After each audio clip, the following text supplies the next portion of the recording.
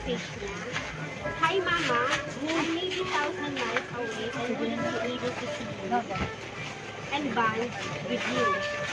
Doesn't mean that I forget about you. You and Papa will always be here in my mind. Baba ng balon, Mama. Mga babae the perfect mother for us, but you are the best loving and caring Lola for to your grandchildren. Thank you for your sacrifice and for being a parent to my children. Because of you, they grow outside and love you. We love you so much, Mama. We owe you all this to you.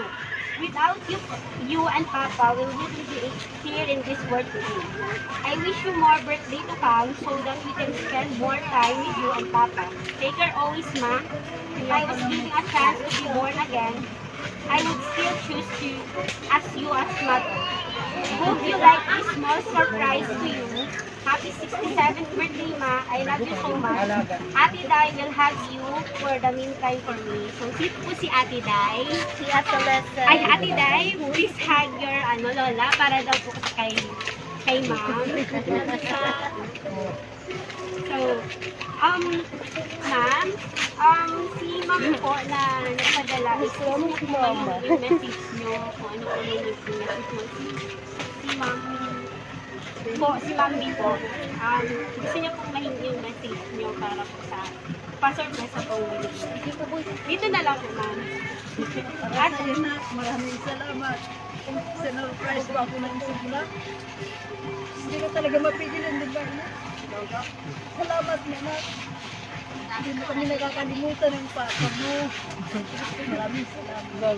And Ma'am, nasan po bang si Sir? Nag-request po kami si Ma'am B. Gusto niya daw po. Nag-iling talaga si Mama. Sir, gusto niyo daw po mahingi yung message niyo daw po para konting message lang po para kay Ma'am B po kasi namimiss niya na daw po kayo. Dito po sir, dito po sir, eto po sir. Dito po. Dito po.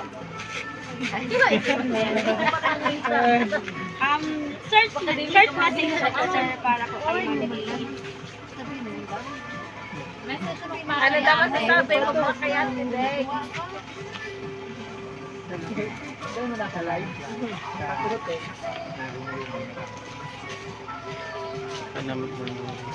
Salamat lang sa nandun. Ay sir, sabi po ni Ma'am B, kung gusto niyo Bigay ng buhay ko